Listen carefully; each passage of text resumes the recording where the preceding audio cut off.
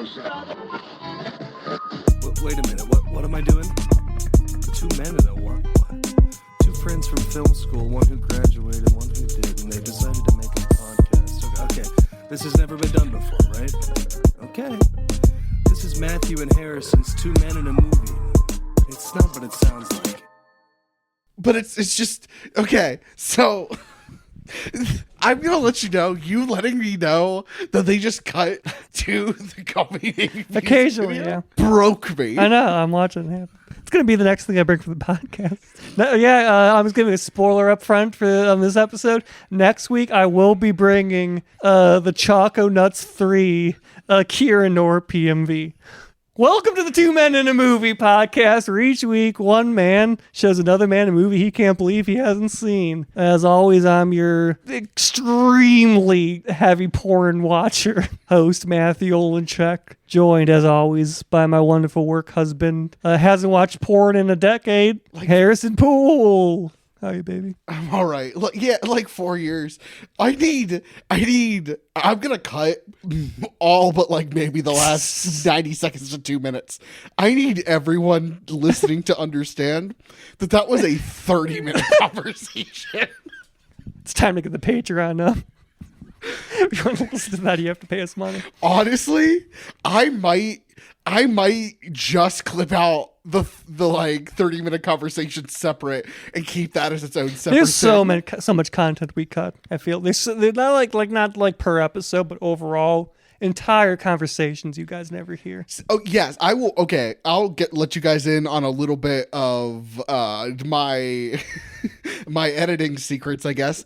I try very hard not to go tangents on tangents, because then I feel like as a listener you lose grasp of reality of what's going on. And that's like half of our recording session is tangents on tangents. It's probably 10 to 20 minutes of any recording. Yeah. Yes. That once you've gone tangents on tangents, I'll skim through, and then you're like 2 or 3 you go deeper, and then it gets to the point where either I'm a good editor and I can bring us back, or I have to cut to what were we talking about? Yeah. Which is why if it seems like if you're listening and it seems like, no, I followed that perfectly, what are you talking about, why are you confused, it's because I just cut a 10-minute tirade spiel that makes zero sense unless you listen to the entire thing, and it's too long or it's just nonsense. Gotta release those unedited cuts eventually. We gotta. When I am not the sole editor, absolutely. Honestly, if we could just get an editor to edit a complete cut and then I will edit for the show, I would be completely chill with that. Like editing, just like a cleanup edit. Yes. Yeah. And then I'll make the cuts of what makes or doesn't make the show. You just do a cleanup edit pass and then a content pass. No, that's going to take way too long. I work like 6 jobs, Matthew. I quit one. I really can't. I'm trying to make it as an artist. And I also need my bills paid. It's got to be one that's just not rubbing the right itch. The ones that I really can quit, I barely do.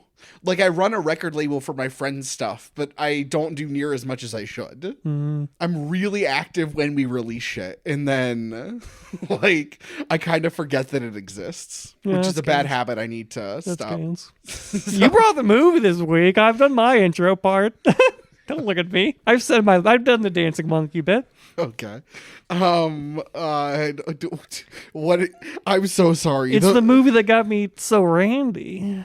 Oh, it was Atomic Blonde. Awooga! Okay, I'm going to explain why I chose this why I chose this for a little bit. Because it's a great movie that's dripping with sexual appeal. One, because it's just a fun ass time.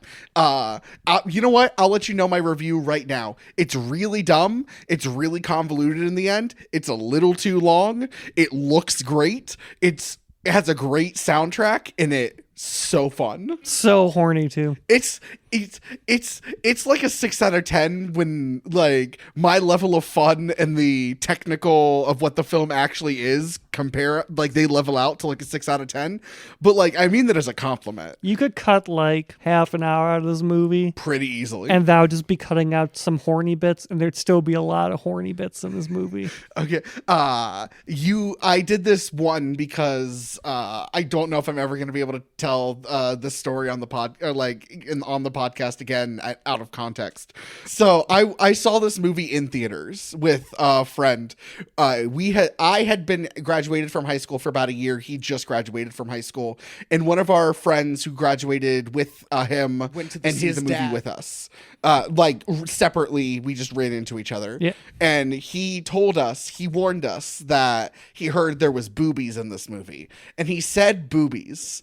And my 19-year-old brain heard that and immediately went, I understand why your wife left you.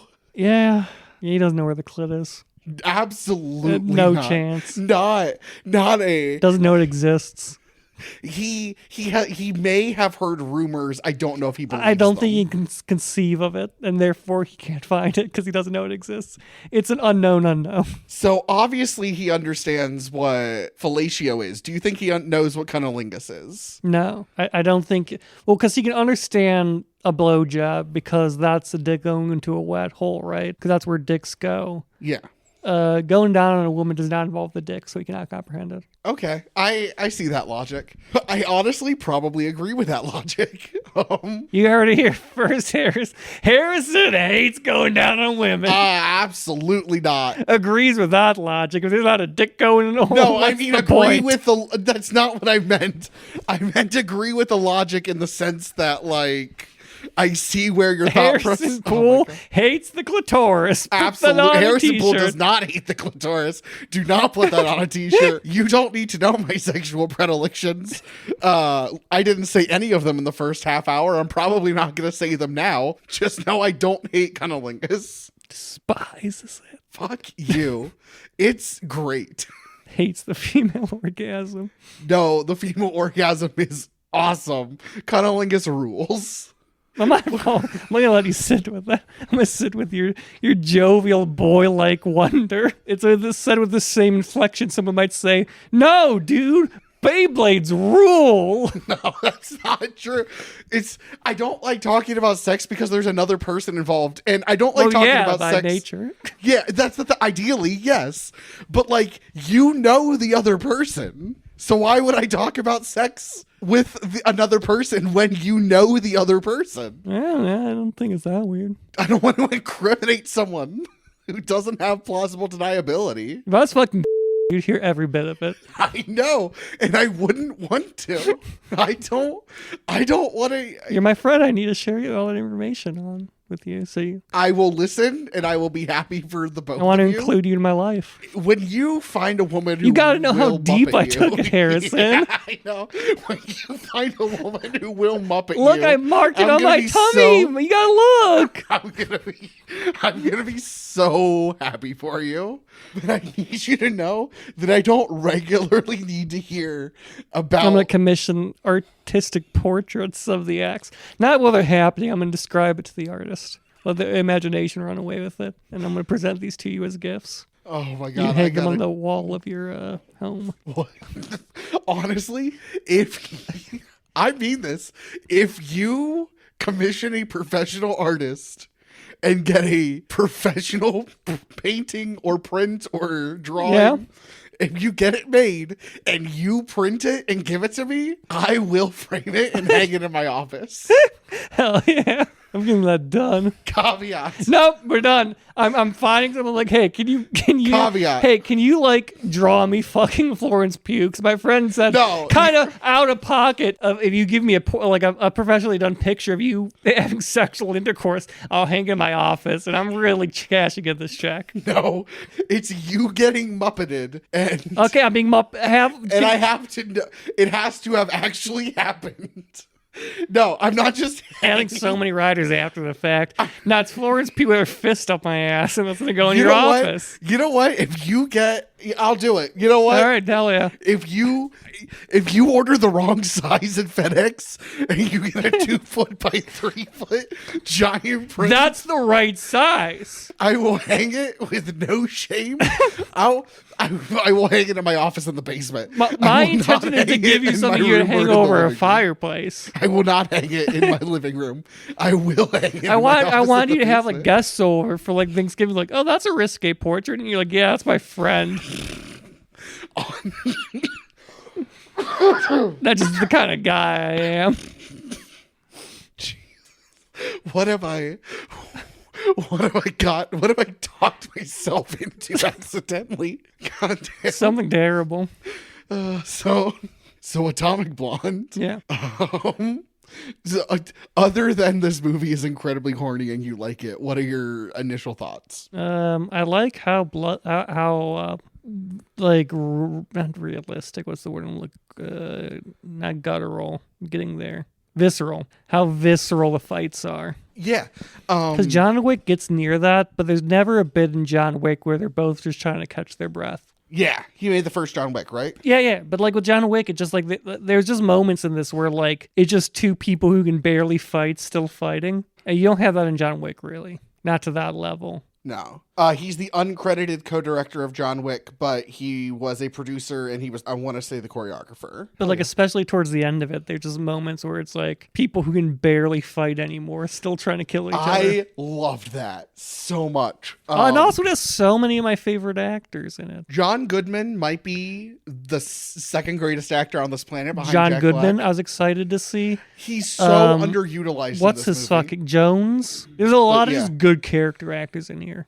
Yes. And what's her name? The lady from The Mummy. Oh, Sophia Boutella. Yeah. Who I think should be doing better than she is. Eddie Marsan is Spyglass. Yeah, the one I always think is Timothy Spall. Yes, and Toby Jones. Yeah, Toby Jones is great. And James McAvoy, who I like. James McAvoy? Yeah, I always put an R in his last name. I don't know why. Yeah, this movie, I'm gonna water real quick. Pause. Jesus.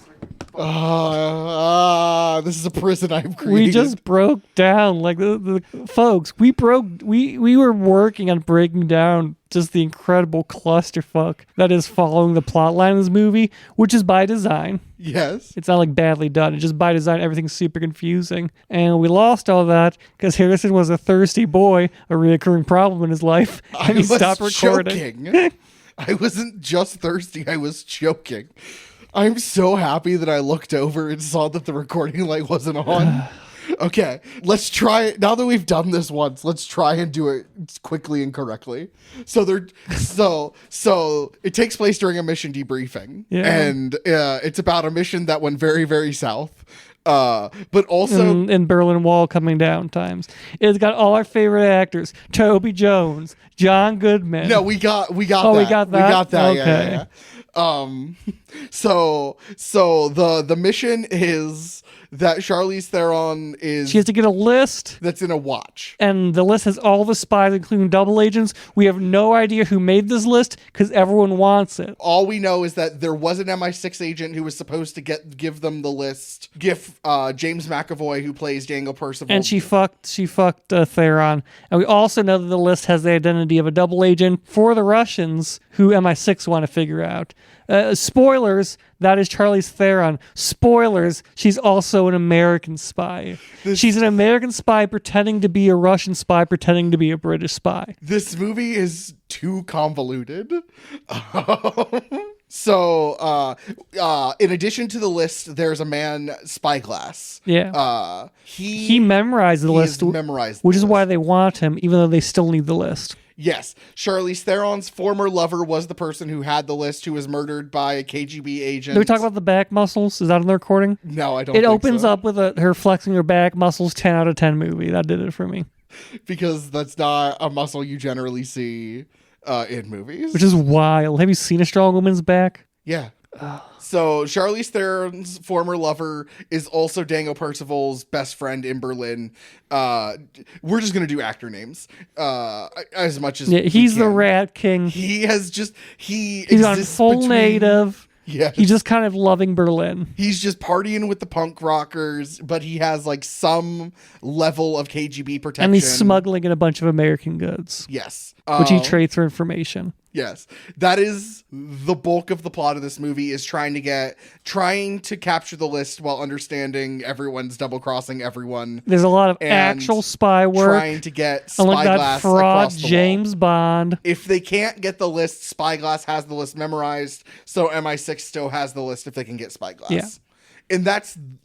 And yes, it's to figure out who Satchel is and to get Spyglass back to MI6. And in between that is actual spycraft, unlike some movies. You and I will have to watch Crazy a James Bond movie at fights. some point. Crazy fights. Really good fights. Really visceral fights.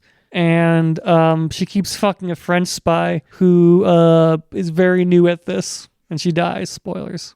Because everyone backstabs everyone. Yeah, she's too pure for this world. Yeah, she starts crying when she's cornered for the first time, which I'm just going to go on record and say, not a great quality for a spy. And they share this moment. Charlize Theron starts to, like, I don't know if fall in love is the right word, but like take genuine like care for this woman and like genuinely you can care for someone that you're fucking even if you don't love them. I know it's a foreign concept. I know you have to engage in some sort of like Care Bear love ritual before you fuck. It's not a Care Bear love ritual. You should ideally, in the ideal perfect situation in my head, not everyone is wired this way, but I need to deeply love and care for the person in order to have adequate sex. So waspy. But a Protestant ideal. That's not even that's just my ideal. I'm sorry that you and I have different ideals of sex. I don't like to be punished by a woman who cares about me but doesn't love me. I'm sorry that I don't want to be beat up. No, that's fine. I'm okay with that. It's just always been wild to me that you're like, I need to love them to fuck them. I don't need to, but it is ideal. What is so confusing about this? I don't know. It's just I just think of romantic pleasure and sexual pleasure being two distinct entities that can coexist, but by no means have to. See, for other people, absolutely, they do not have to coexist. Ideally, for me, I'd say for most people, which is why it's odd.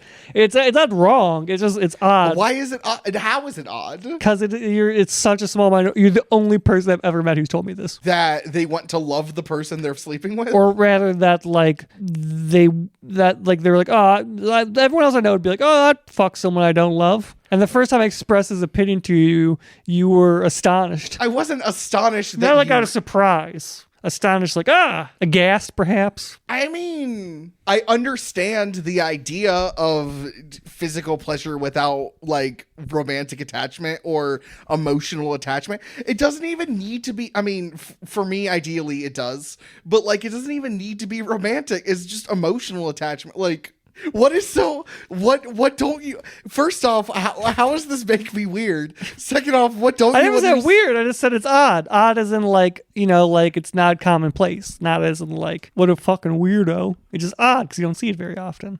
Sure. I don't know. I would like to believe it happens more than you think. Like, I've had terrible dates and we still fucked. And I was like, I'm ghosting her after this. See, that makes no sense to me. The sex was good. But if I actively dislike you as a person... I didn't actively dislike them. I actively was apathetic towards them as a person. If I know that this is going... It was going nowhere. If this was going nowhere meaningful in a, like, partnership sense... This is going... we are going to hook up and then we are never going to talk again.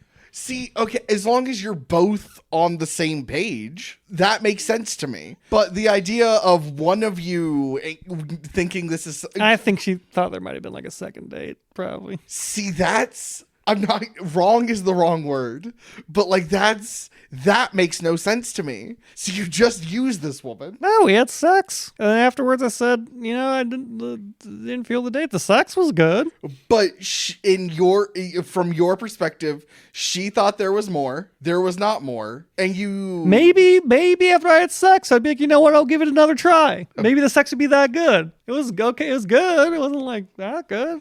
Whatever, dude. Because then you have the pillow talk, and that's like a second date. That's a very emotional, vulnerable place to be. It is. And it just confirmed my suspicions. Maybe after we fucked, we've been talking afterwards. I'm like, actually, I want to go on a second date with this person. They're pretty cool. Not the case. You know what? As long as you're both happy with how things turned out, I'm happy for both of you. I didn't say you. I said as long as you're both happy. Both parties. I'm thriving. Fucking rock star. Yeah. You are the Rat King. I'm definitely a rat king. I'm definitely some sort of king, but not like in a divinely mandated way, in the way that like the offshoots of medieval societies would have kings. Like I'm like a beggar king of some kind of variety. I'm the king of like a society that has its own lingo and has to run from cops 100%. Hell yeah, dude. Oh. How do I bring this back to the movie? Who are the cops in this movie other than... KGB! I was going to say, are they the cops? It takes place in Soviet territory, and they are an arm of law enforcement or enforcement of the state's policies in that territory. Yeah, they're the cops. Fair enough. We should have... There's also actual cops in this movie. So I imagine that they're probably the cops. Sure, but I meant in the context of... I mean, yeah, you're probably right. It's the KGB.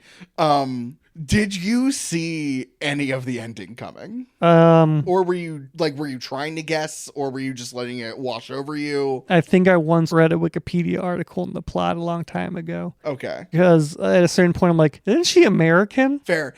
So I read something. It definitely borderline tells you when John Goodman, after Charlize and Sofia Boutella sleep together for the first time, John Goodman is just in Russia talking to her, like going through the plan, and saying that if she doesn't follow through, she could make everyone's life very miserable. I forget his exact wording, but like he's like, he can make it very difficult for people with her predilections or something like that. And Charlize is like, what do you mean by that? And he's like, you know damn well what I mean. Their relationship is really cute. Just first off, yeah, I think it's really cute. I really like that. I really like because it's such a cute scene at the end when they get into the plane together and they're like, all right, let's go home. And then he's a cocksucker. Like you can tell they have a good working relationship. Unlike her and MI6, which does not seem to have a good working relationship. Not at all. She seemed to be constantly at odds with them the entire time, which makes sense toward the end. And she doesn't want John, quote unquote, fake doesn't want John Goodwin in the debriefing, and just acts annoyed that he's there, which is just, it's really good. Like it's really good acting on everyone's part. This movie really is just MI6 getting clowned on the entire time, which as a James Bond hater, huge fan. Are there any like once they realize shit hits the fan, the one guy goes, oh, Prime Ministers ain't gonna have a good one about this, is he? And it's like the most like limp dick way of responding to this news is like, oh, my Prime Minister ain't gonna like it. No, sir. So in the everyone like is double crossing Thatcher? everyone, and everyone has their own plan, and like everyone is operating under their own everything. Mm-hmm. So Charlize Theron knows James McAvoy is going to try and double, triple, whatever, cross her. Like understands the plan, and she just needs to get Satchel out alive. And at some point, she knows that he's up to something. And not Satchel, Spyglass. And they find Spyglass and are about to transfer him across the border. Yeah, because they're trying to transfer her across. James is trying to get him shot by the Russians. Yes. But she knows he's going to get shot by the Russians. So she and Bill Skarsgård have the black umbrella. Yeah, to obscure the view, because she had gotten that plan ahead of time, but then he just shoots him. James McAvoy is bringing Spyglass's family across, quote unquote. And Charlize is like, that was never part of the plan, to which he says, that was part of my plan. And then when the black umbrellas, James McAvoy's like, that was never part of the plan, to which she was like, well, that's part of my plan. And yeah, it gets to the point, he just shoots, he just like, gets the family across. Yes, I need this dude dead. All hell breaks loose. The whole movie is everyone running circles around everyone else while they're having circles run around themselves. We're gonna miss a lot of this which movie I feel just by the nature of time, but it's also the nature of the movie, because the director said he wanted to capture that feeling which is 100% how it was that every spy agency and spies within the agencies are all running around each other with their own agendas. And just like, it's a huge clusterfuck. I mean, it's why Burn After Reading got such a good reception, because that's kind of what it's like. It's a messy business. As Werner Herzog would say, toward the Star Wars, it's a messy business. We're going to miss a lot of this movie because of time, but we're just going to focus on the best parts. That fight scene in the stairwell. I thought we were going to talk about the shoulders. Do you want to talk about the shoulders? They're really nice. Is that all you have to say? Well, she'd have ruined me. Who has better shoulders? Charlize Theron or Sophia Boutella? We don't see much of Sophia's shoulders. We don't get the full screen close-up, so I'm not sure. You don't get the fucking flexing I'm imagining based on the roles Theron takes, probably her. Yeah. She's a broad woman, which I appreciate. I'm glad they cast her, because it does sell all the fight scenes, because you look at her and you're like, yeah, that's a person you can tussle with this, because she's tall, she's broad. Sophia's kind of waifish, which makes sense because she's playing a French character. This brings my not my point, but like one of my points. The first sex scene between them feels like it was choreographed like a fight scene, and I don't like it. Sex is war. Sex is not war. Sex is bonding of two people. Whether you want to, it doesn't have to. You fucked like Careless Whispers. You put some. You like? No, not even. I'm gonna make this as least fighty as possible. First off, I don't view sex and fighting as the same thing. I don't want to be beat up and muppeted. Even if you're not beat up and muppeting, it's all tussling. It's wrestling. It's less. I mean, fight can be dance, but sex is closer to dance than it is a fight. And I'm not saying fight can't be dance, but real fighting is way less choreographed and way messier. Real sex is also way less choreographed and real messier. But there's if most people danced like they fucked, there'd be no good dancers, right? But if most people fought like they fucked, we'd have tons of good fighters. It's whatever. My formal logic training is capturing you. It's not even that. It's that I just don't like it. I just don't like how violent it is. And I'm not saying if you're not see, because I was watching the scene like, oh, passionate. See, it is passionate, but and maybe it's because the setup when she has the gun to her head and then immediately. Look, if you're not fucking flipping around and tussling, what are you doing? Just laying there like some passive farm animal receiving its feed? There's a difference between movement and you're I guess I just backwards on top of someone fucking fingering them from. Everyone does it like that, but that's exciting. That's exciting sex. Sure. It's just that to me feels violent and uncomfortable. But also, I'm not a lesbian. Maybe that's very comfortable, though this was directed by a man who primarily does action movies. So it was supposed to be designed to look good, so maybe not feel good. I don't know. I just don't like it. I think any sexual encounter should have a little bit of throwing. Okay.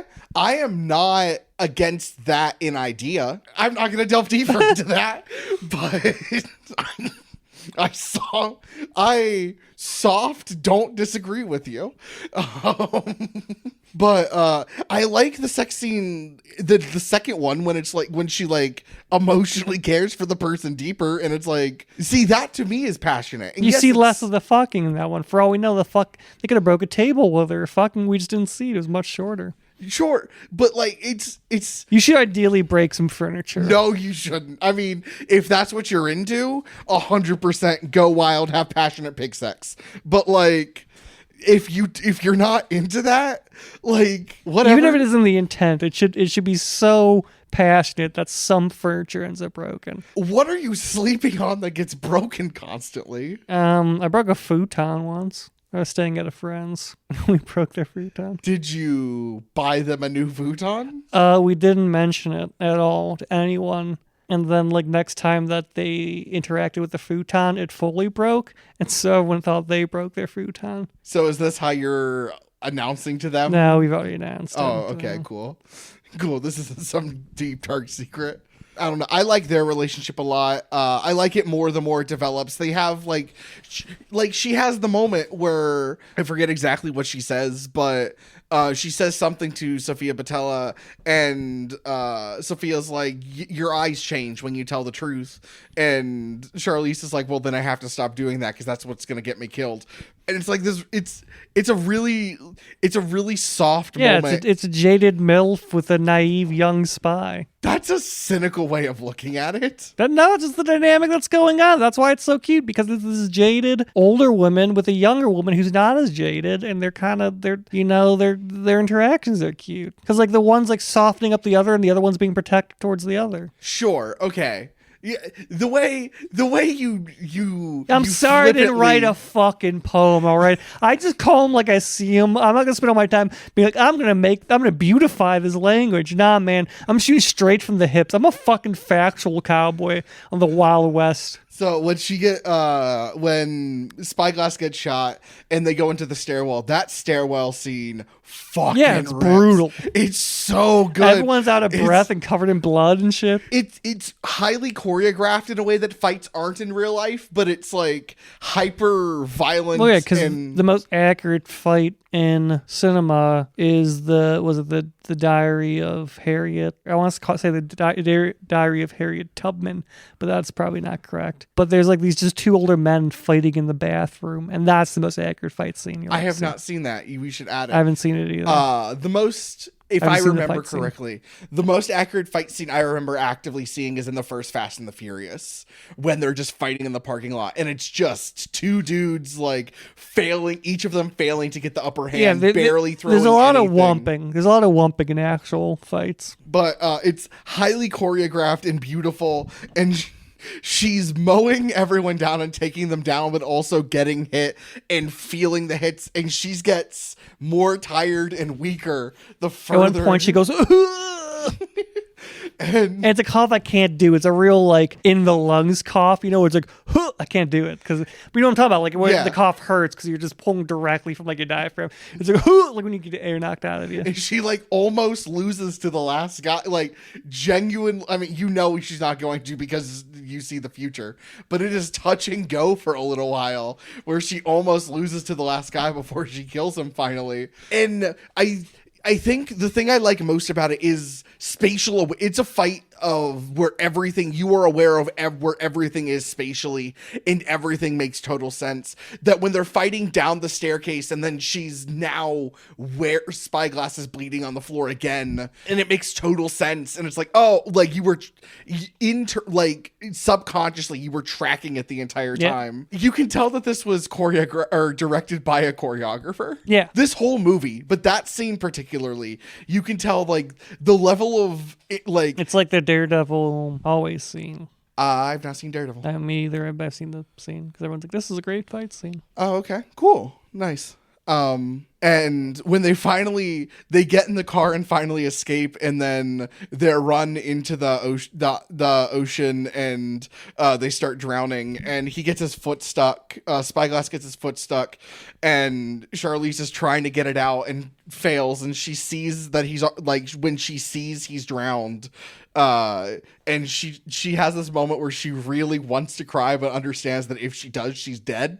Like, she wants to show emotion because Sophia Botella has like softened her, and she gets up finally, and is basically the next scene basically is when Percival finds out she's alive, and then Sophia Botella is like more of a photographer spy than a spy, at least in this movie. And she has pictures of Percival interacting with the KGB, with Bremovich is the head guy, right? Yeah. And she makes it, and Charlize Theron will end up using that as fake evidence. I mean, real evidence, but fake explanation. To make him satchel. And then James McAvoy, what's that? What is that called? Garou. Garou. Thank you. Thank you. He uses the Garou and chokes her out. Might be a harder T. I don't know. A Garou?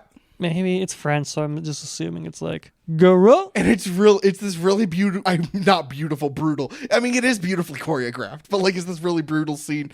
And Sophia Boutella stabs him in the shoulder, and it's this moment of like, she is too pure for this world. Like, Charlize wants her out. She kind of wants out herself, but all she needs to do is get this information to Charlize, and she's home. She wanted to be a spy because it was exciting, which I don't think they'd let that kind of person be a spy. I mean, I agree in theory. I mean, maybe the French would, because like they're not doing too well spy-wise. But I think if you're highly technical, like if she scored high enough on any like tests and whatnot. But yes, Percival kills Sophia Boutella. I forget her character name. But Amelie? Sure. You know what? Let's call her Amelie. Percival kills Amelie and escapes right before Charlize gets back. And when Charlize sees Amelie dead, she just has this moment like this. It's not even a full breakdown. It's just like a very quiet, like, fuck. Just like this moment of like everything is spiraling around her, and this is the important thing, but also just a thing, and she knows she's gonna move on, but right now it sucks and it hurts, but she also has bigger fish to fry at this exact moment. And she finds the envelope of the pictures that Amelie was taking, which she uses in the debriefing to accuse Percival of being Satchel. He was dead because she killed him. Their scene's really cool. Just their final interaction where she's like, you were too much of a coward to try and kill me yourself. You sent the KGB after me. MI6 has essentially set me on this ring around, knowing that like this was always going to fail, and that that they wanted you to kill me. He gives a big speech about how he loves Berlin. Yes, and how he wasn't a coward not to try and kill her himself, but that he was too smart. And how her name is on the list, and it's a dirty name, and it's double cross upon double cross upon double cross. Because he knows that she's an American pretending to be a Russian, pretending to be a Brit. I don't know how he knows. It's all on the list.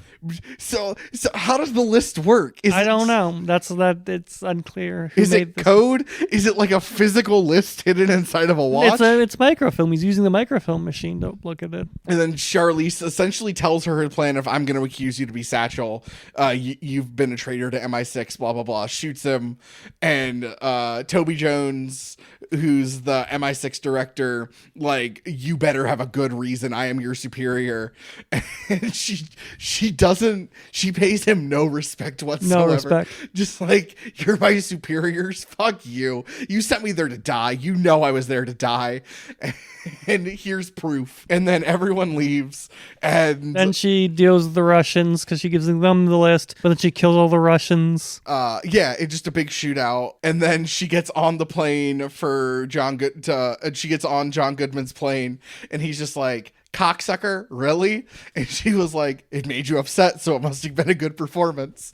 And that's the third or fourth ending of the movie. Something like that. This movie, in many ways, has the Spielberg issue where he just doesn't know late era Spielberg, where he just doesn't know how to end it. But almost worse, because none of them are great endings. Like, they picked the best one. Yeah. But, like, it just kind of ends. Just like Spies. I think my issue with the three big endings is that all three of them end with, like, a killer track. Like, they all have the feeling of an ending, and then it's like, oh, here's an epilogue. Oh, here's an epilogue to the epilogue. Yeah, she's playing 3 different people. They all needed endings. I think it worked fine. I don't know. think it works for the themes of the movie. I just feel like it's dragging out what at this point when the movie is already As over. Werner Herzog would say, spying is messy work. It's a messy business. Fair enough. But that is Atomic Blonde. What, do you want him to be like, do, as he James Bond? No. James Bond ends clean because James Bond's a shitty spy. Real spies, it's a fucking nightmare. That isn't all of Atomic Blonde, but that is our very botched description of the movie and breakdown of the movie. I like this movie a lot. And Yeah, I'm gonna say that. I like this movie a lot. It was very fun. I actually don't like the movie like on a technical level. I don't think most of it really works. I think it works just enough to be functional, but I don't think it actually in the sense that like spy work is messy work. I think trying to accurately portray that just makes the movie too convoluted. But also, if you turn your brain off and it's just a fun spy thriller with some amazing John Wick action scenes and a beautiful burgeoning relationship of a cynical, jaded, older agent with a young new agent, and like them both changing each other. It's a really Or you can nice just focus on her back muscles in the fight scenes. Yeah, you can. Yes, you can do that too. Is that? They're gonna get all sappy about it. What are your final thoughts? Fuck you. Um, Pardon me for thinking that there should be some level of emotion in life. Mostly in the sex thing that I'm like, oh my god, they're spies. Meanwhile, you're like, oh, we need to watch a James Bond movie. I'm gonna be staring at you the whole time he's fucking, and if you're not with a big disappointing frown, I'm not buying it. He puts no emotion to his fucking. I agree, but I mostly agree. Just casual, hardcore sex. I don't begrudge casual sex. If I were to be single one day, I would hope that doesn't happen. I am very happy in my relationship.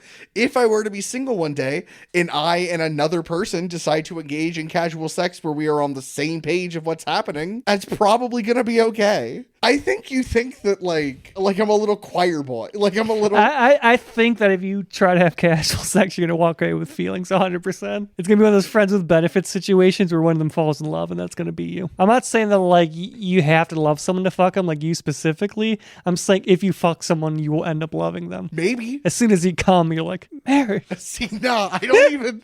No, not even that. Whatever. It's... Ideally, my it's not going to happen. Bony's here for matrimony. Matrimony? Matrimony. Anyway. Yeah. You wield your matrimony like a mighty Cupid's arrow, but it's for yourself. Do you have any final thoughts that aren't pervy? This movie's better than any James Bond movie that exists. I'm gonna disagree on that. It's a better spy movie than any James Bond movie that exists. I mean, you don't see him wear one disguise. Is that your big issue? My big issue is that he does no actual like intelligence or counterintelligence. He just walks around saying, "I'm James Bond," and shoots people. That's not a spy. He's like, "I'm gonna infiltrate this casino," and he's like, "Hey, Bond, James Bond, that's my name." Okay. He's the worst spy. Is that your take? No, that's my take. All right. Do you want to do socials? Yeah, sure. If you want to find some good socials, don't go anything James Bond related.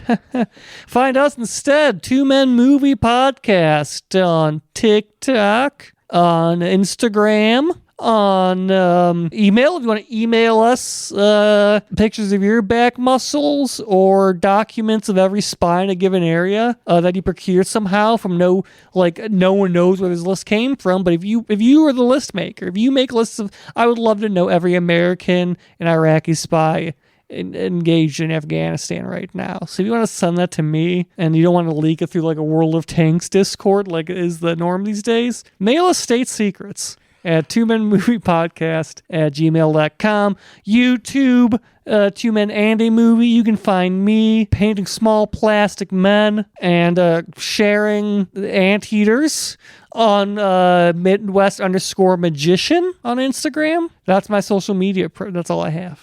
I love that we're probably 3 days away. This episode will air and TikTok will have been shut down, and we just promoted our TikTok. Yeah. Are we doing any other? Are you getting a red note, or are you doing any other kind of social video shit? Go to YouTube Reels, YouTube Shorts. Yeah, I agree. We should be doing that anyway. But yeah, you can find us on Spotify and shit, and like a bunch of other podcast places. Two Men and a Movie. It's the same as the YouTube. You can follow me on Instagram and at the moment TikTok, but probably by the time this episode airs, I'll have to find another one. What now, Zoomers? You have to learn how to read. What are they going to do? Their entire attention spans have been formed by this thing that's not going to exist anymore. They'll go to YouTube Shorts or Instagram Reels or Red Note or Lemon 8 is made by the same company and it's happening. I have a Lemon 8, but I don't use it. Like TikTok is such a unique beast that so much of it doesn't exist elsewhere. Like there's no equivalent to old crazy person TikTok where it's like old, like truly awful looking people because it is just years of poor choices and drug use. And like it's like this really old man who's like looks like he's like you filled him with water until he couldn't expand anymore. And he's like, I'm gonna eat that pussy. What TikToks are you? Wait, you have to. So you're looking for this? Yeah, you have to crawl into the deep, awful parts of TikTok where you find the old person TikTok where it's a bunch of old men like. No, you don't need to do that. And the camera's always like underneath the chin, so it's an algorithm. It chooses things based on what you interact with. Yeah, and if you want to make your algorithm cool and fun, you look up old people going, I'm gonna eat that pussy. Okay, you can find me right on Instagram and for now TikTok at harrisonpoole.com. I'm gonna eat it up. HARRISONPOOLEDOTCOM. harrisonpoole.com. If you get that, you also get the old women who are screaming in their car about how they're gonna kill the sheriff. All right, that's the end of the episode. Thank you so much to Tristan Hostetter. I don't think you like TikTok. No, actually. Anyway, thank you for listening. Thank you to Tristan Hostetter for our theme music. Thank you guys for listening. Sorry for the short episode. We lost half of it. Tell your friends and family. Maybe not this episode. It's pretty horny. Tell them about the podcast. Don't show them this episode. Show them like, I don't know, Troll Hunter or like Haul Out the Holly, which is doing absolute bangers. We're approaching 100 listens on that episode. Where are all of you? You are not carrying over. Hugs and kisses. This is Matthew and Harrison's Two Men in a Movie. It's not what it sounds like.